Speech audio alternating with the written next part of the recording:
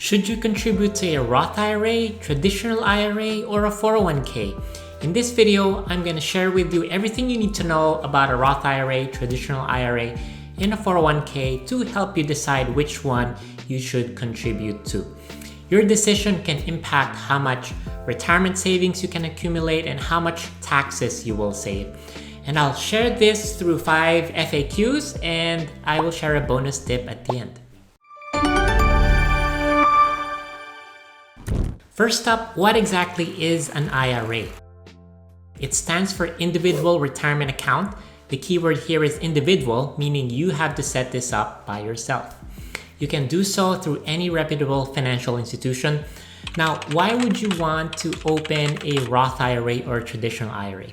In a country where nearly half of Americans have less than $10,000 saved in retirement savings, you may want to think about starting to save for retirement early on.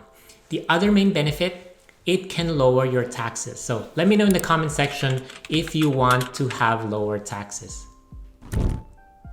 What is the difference between a Roth IRA and a traditional IRA? So let's say you put $6,000 in a traditional IRA that you just opened, and if your income is below a certain amount, you get to deduct that from your tax return. In other words, traditional IRA contributions are tax deductible. Now, let's say you invest that $6,000 and you manage to grow it over years and years into $100,000. Congratulations for doing that. All this time, you are not paying taxes on any dividends or any capital gains that you might be generating inside that traditional IRA. Now, when it comes for you to withdraw that, let's say $100,000 during your retirement, once you take it out, you have to pay taxes on that $100,000 of withdrawal. In contrast, if you put $6,000 in a Roth IRA, you don't get to deduct that from your tax return. But if you invest it, let's say that $6,000 grows into $100,000 by the time you retire, you take out that $100K, you pay $0 in taxes. If Nike and FedEx and many other large US companies can pay $0 in taxes, why can't we, right? The other main difference between a Roth IRA and a traditional IRA is the flexibility of withdrawals. So in a traditional IRA, you cannot really take out the money before you're 59 and a half years old. Otherwise, you'll incur a 10% penalty and have to pay a bunch of federal and state taxes. No one wants to pay a penalty, right? In contrast, Roth IRAs gives us flexibility. If you, let's say, put $6,000 this year towards a Roth IRA, assuming you're eligible, and next year you decide, I'm feeling like buying a Tesla, or maybe you want to buy a home and you need that extra $6,000 for a down payment, you can actually take out that $6,000 in contributions that you made in the previous year without paying any taxes, without paying any penalty. Now note that this applies only to your contribution. So in this example, if that 6K becomes 7K in 1 year, you can only take out that $6,000 in contributions without taxes and penalty. Now, if you're finding this video valuable, please click on the like and subscribe button. Now, before you go on contributing to an IRA, make sure you're eligible first. So next question is, who is eligible to contribute to a Roth IRA and a traditional IRA? For a Roth IRA, there's 2 main criteria. First one is you need to have earned income, meaning you have a job and you're getting paid. If you left your job to focus on raising your child for an entire year and you didn't have income, you cannot contribute to a Roth IRA.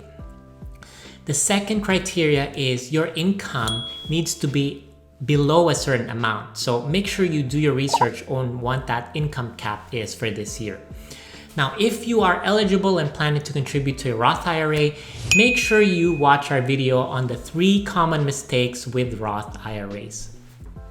For a traditional IRA, there's really only one main criteria, and that is you need to have earned income, either a W-2 or a 1099. Regardless of how much money you make, you can contribute to a traditional IRA. Now, if your income is below a certain amount, as I mentioned earlier, you get to deduct that contributions from your tax return. Now, if your income is above that limit, you can still contribute to a traditional IRA, you just cannot deduct it from your tax return. And essentially that is called a non-deductible traditional IRA, which is actually a key step in doing what's called a backdoor Roth IRA, which I talk in another video. Shifting gears a little bit, let's now turn to what is a 401k. A 401k is also a retirement plan that has tax benefits. The main difference with an IRA is you can only contribute if your employer is offering one. This is actually a huge problem in our country because more than a third of private sector workers do not have access to a 401k. So if you do have access to one, don't take it for granted. There is a solo 401k for small business owners, but we're not going to get into that. We have a separate video on solo 401ks. Now, how does a regular 401k work? Once you decide to sign up for a 401k, you need to decide how much you're going to contribute per paycheck.